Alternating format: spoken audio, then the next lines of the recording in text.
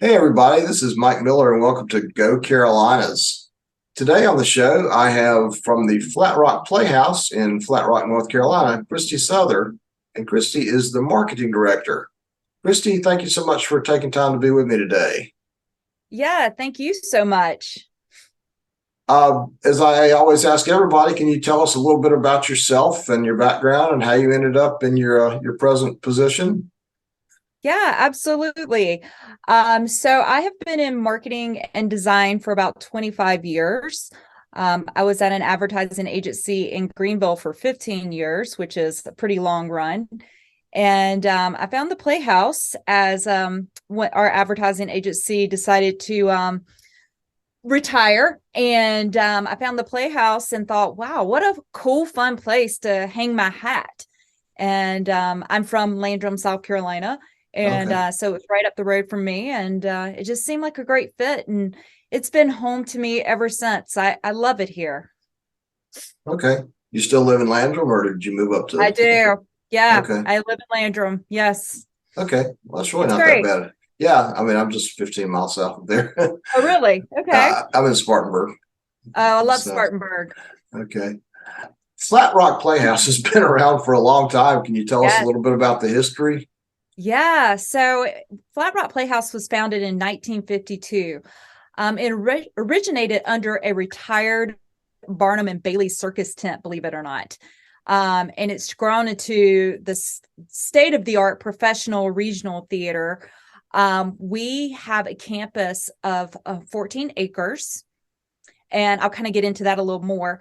But as far as the history goes, the Lowndes House is a historic building that originated as a B&B and today is actor housing and holds some of our offices. It's a beautiful house in Flat Rock, North Carolina.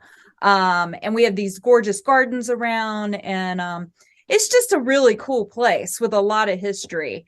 Yeah, and just to kind of reiterate on our campus, what a lot of people don't know, Mike, is that we house all of our actors, our interns, our apprentices on property. And not only do we do that, we build all of the stages, the costumes, all of production is here. So it's kind of like there's not a magic bus that rolls in and just unloads.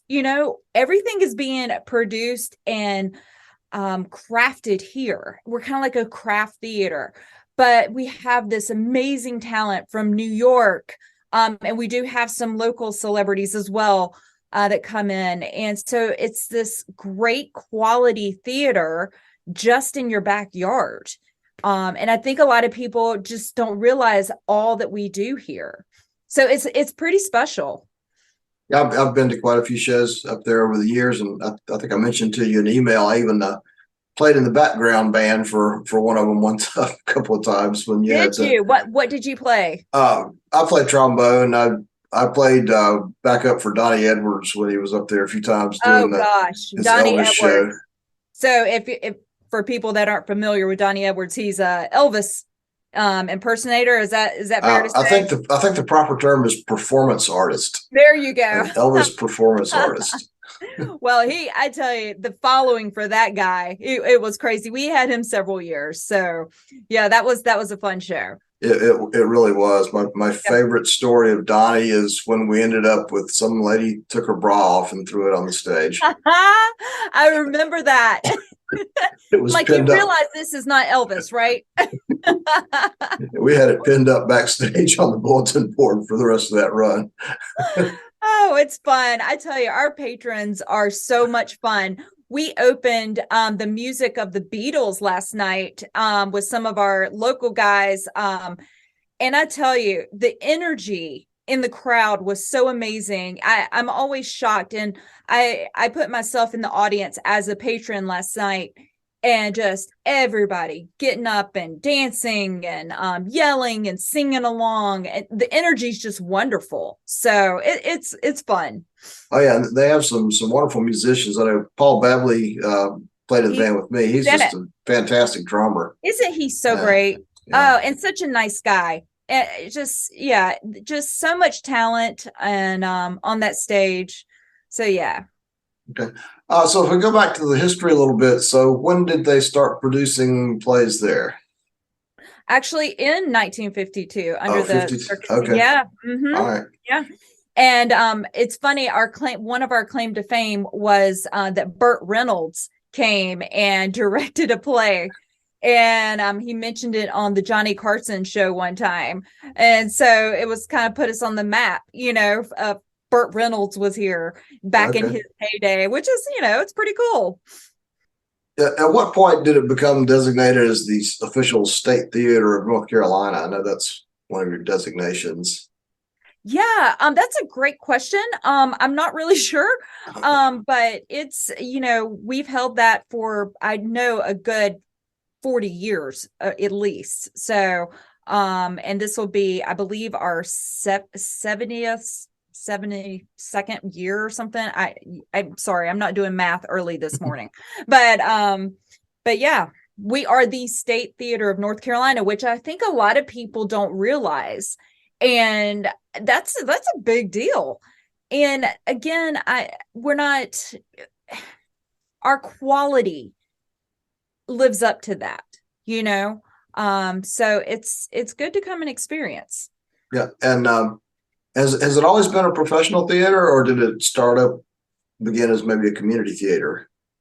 From my understanding, it's always been a professional theater, but we've Okay. always welcomed the community, like our Scott Treadways, and some other local talent. We always, when we do auditions, we hold local auditions as well. We think it's important to involve the community. So yeah.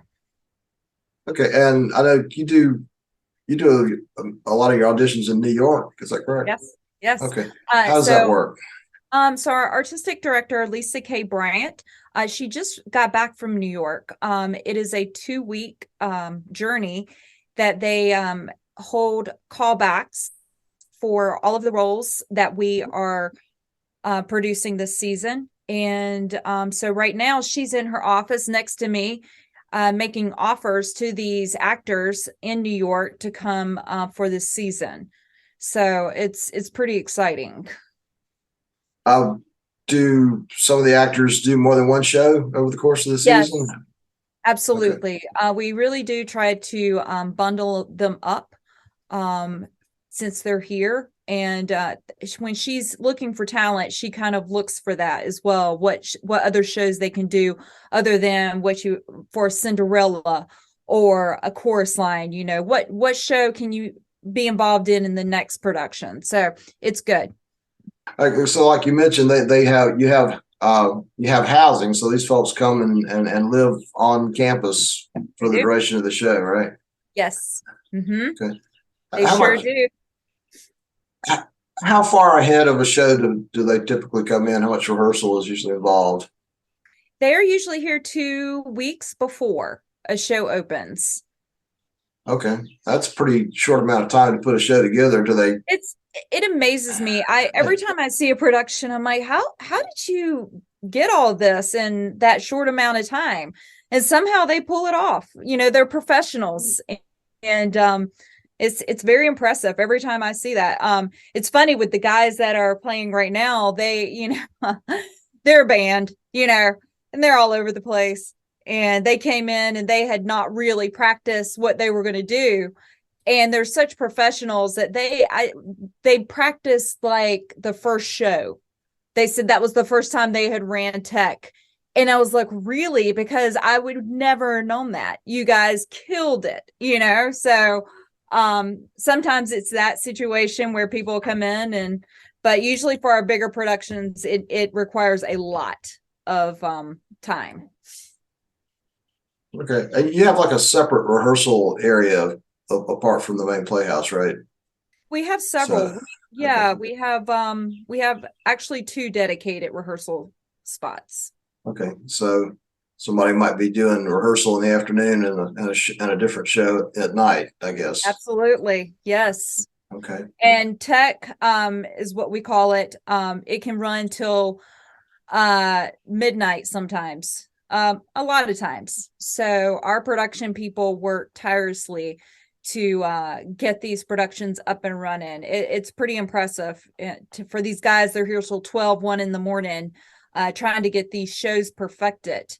And again, I think that goes along with the whole craft theater that, hey, we are really trying to put on the best show for our patrons, and give them something different as well. That's what's cool, in my opinion. We all love the Peace Center. I really do. But, when they have like a Hamilton come in, they get off the bus, it's what you're going to see. With the Playhouse, when you come see a chorus line, it's going to be something special. It's going to be a little different than what you may see on Broadway, but it's still going to be that familiar show. It's just, I hate the term boutique, but kind of a boutique theater-ish approach. Yeah, obviously your stage and the whole building are not quite as big as what they're going to have at the Peace Center. Yeah, and we rely heavy on donations because this is a nonprofit theater, and we rely on ticket sales, but sometimes that of course doesn't do everything. So we have some very loyal donors, and yeah.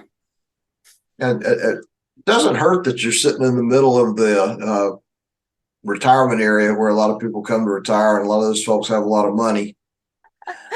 That's true. And it's funny, I had a guy come up to me yesterday. He said, "Are you the youngest person here?"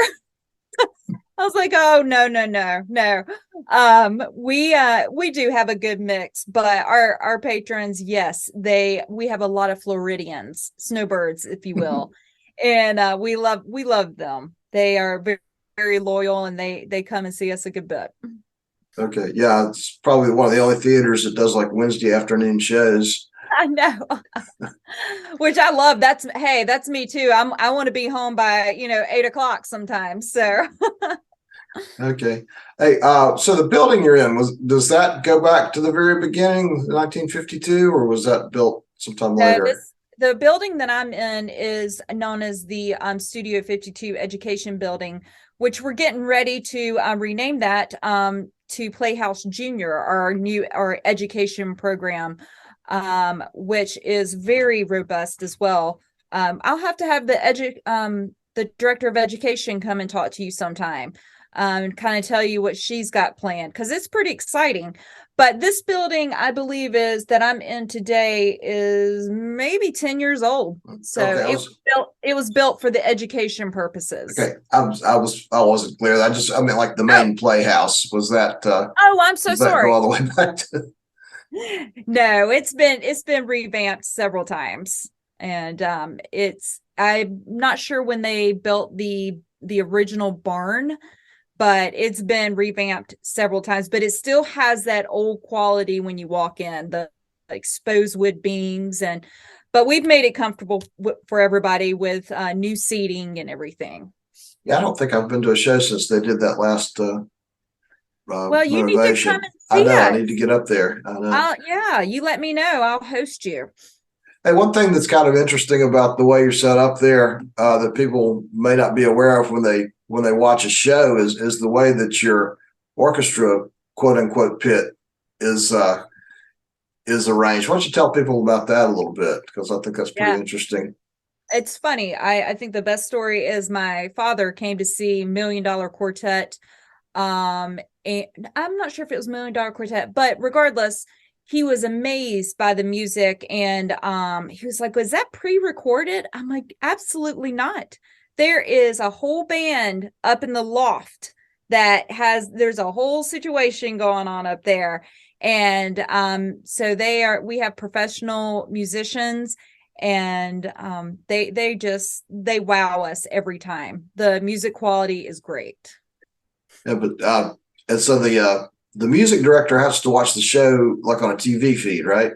Yes. And then the actors watch the music director on a TV feed, which is kind of an interesting way to do things. But obviously there's no place for a pit there in the main theater. There's not. They're just kind of up there. There are little angels in the sky. Have they ever had a technical problem with that feed in the middle of a show that caused any Oh, I'm problems? sure. I'm sure. I mean, with anything live, you've got to expect something to go wrong. So, Yeah, yeah. yeah, That's what makes it fun. that's right. So like you said, you guys just started your new season with this Yep. Beatles cover band. Why don't Yes. you tell us about the rest of your season that you have coming up this year? Yeah, so we have two other tribute bands coming. The Ultimate Fleetwood Mac tribute show, March 16th through the 18th. That's going to be pretty cool. So all of Fleetwood Mac that you love, and then we're going to close out our concert series with the music of the Rolling Stones with another tribute band as well. And every time, we have these bands, it just kind of gets everybody energetic for the season. It's just good rock and roll. It's just a good time. And the Rolling Stones is coming April 13th to the 15th. So they're very short runs. But houses are filling up fast. And so I urge anybody to get tickets to those two shows as soon as possible. And going into our main stage series, we have subscriptions going on sale February 28th, which is next Tuesday. And then all single tickets will go on sale March 8th. So then the following week. So this gives us an opportunity to give our people who want subscriptions to go ahead and get their tickets. And it's really the best way to see all the shows and to guarantee your best seat. So we have an exciting lineup. Our first show being Ring of Fire, the music of Johnny Cash, followed by Steel Magnolias. And if I can go through dates too, if you want me to, but all of this is on our website as well, flatrockplayhouse.org. And then we have Cinderella Enchanted. So let me tell you something about Cinderella. We've had a lot of people say, oh, was this a kid's show? It's not.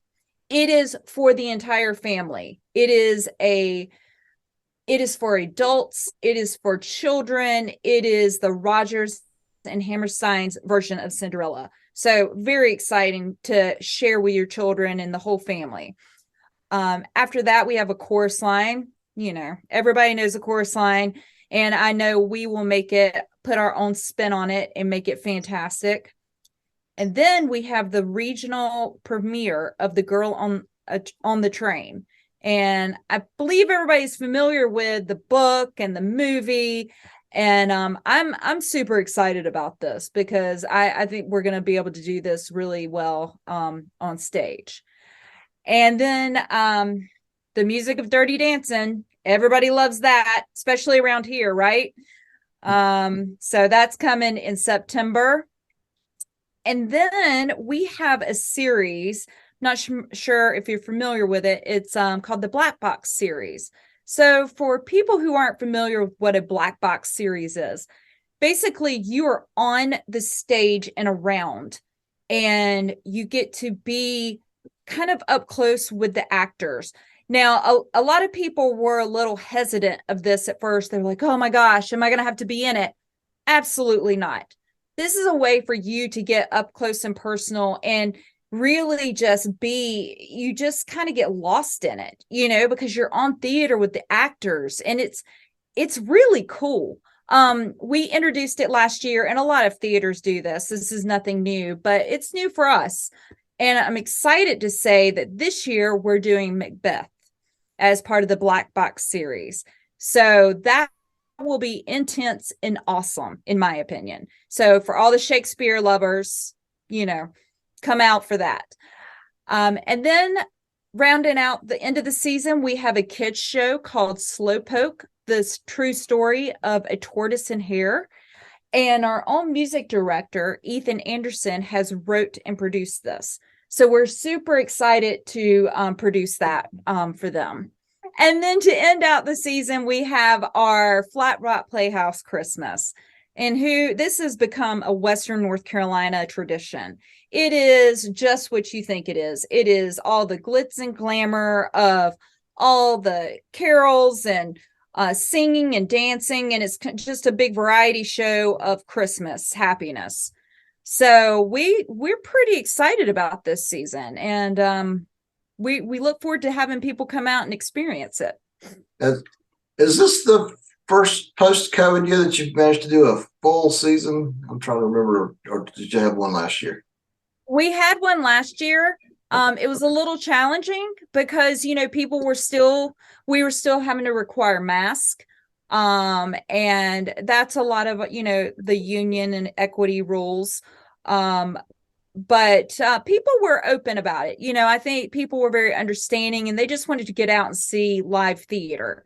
But this year, that has been lifted.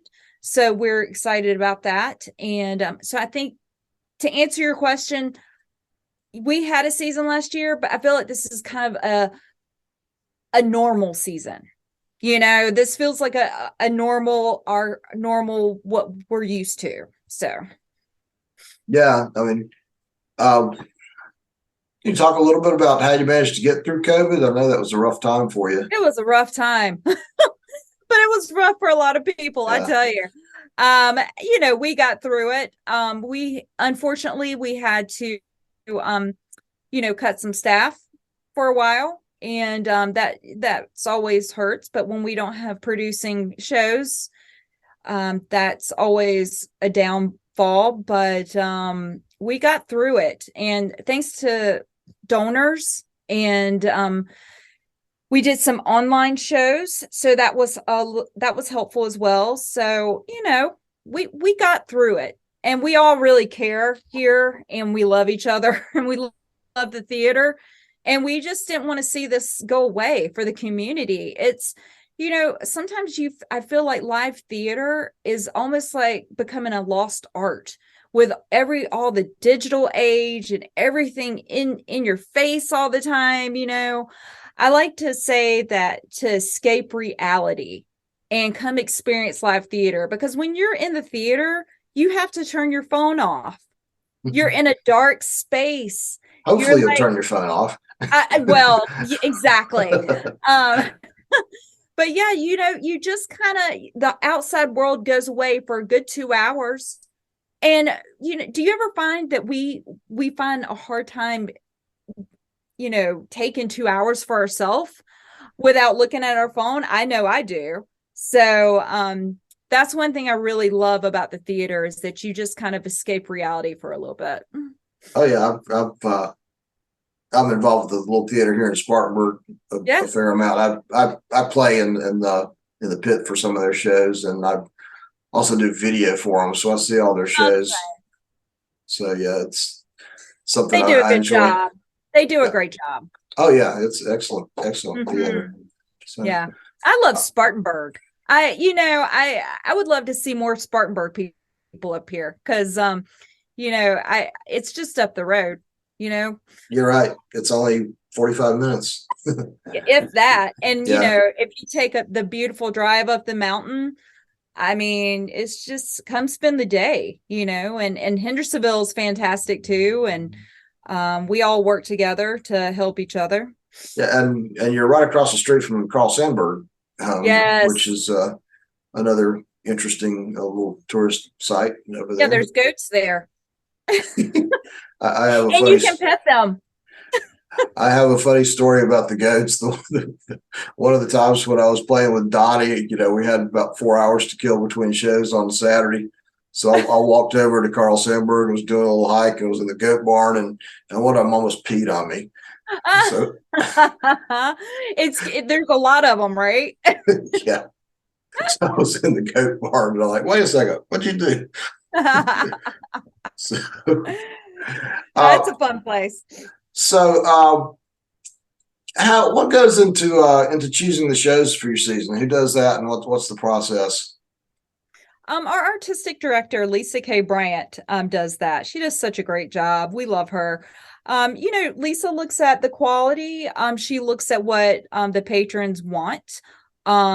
She looks, of course, at production cost, so that we can keep those as low as we can, so that we can offer them to people. It's based on, it's all a big puzzle. and it always amazes me. I walked in her office a little while ago and she has probably 100 headshots sitting out on her table. And she's going through and she's planning all of the actors for all the shows, and it's just a big puzzle and it's fascinating, the process. Yeah, and looks like most of the shows run for about 3 weeks. Yes. Okay, I know a few years ago you guys were doing some that ran like 6 weeks. Oh gosh, But, that's exhausting. Well, I've always said if we ran $1 Million Quartet for 6 weeks, we'd be fine. Everybody loves that show. Or Donnie Edwards. Isn't that funny?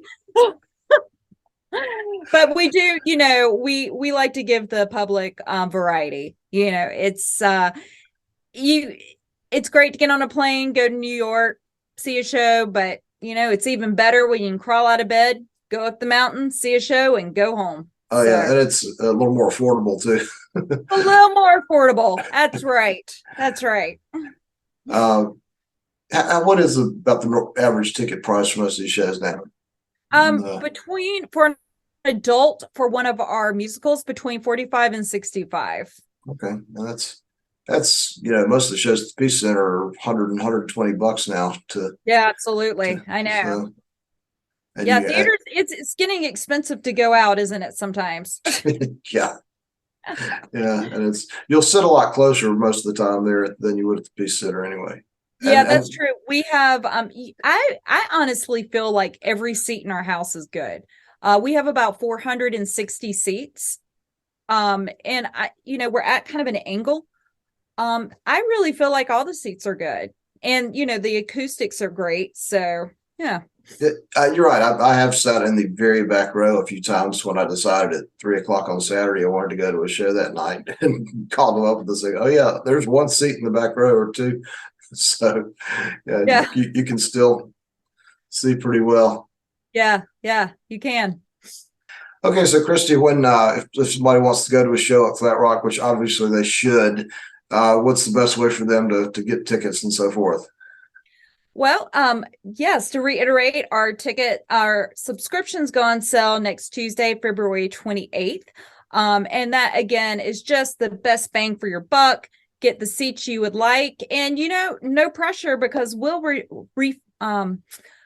change your tickets if you find out that you can't come a day with a subscription. So we are very lenient about that. So just look into getting a subscription with us, and I think it's a great present for anybody to share with a loved one. And then on March 8th, which is the following Wednesday, all tickets go on sale to the public. So the best way to buy tickets is to go to our website at flatrockplayhouse.org, or you're welcome to call our box office at 828-693-0731. And we hope to see you soon. Okay. Yeah. Well, great. Thanks so much for taking time to be with me this morning. Thank you. I've enjoyed it.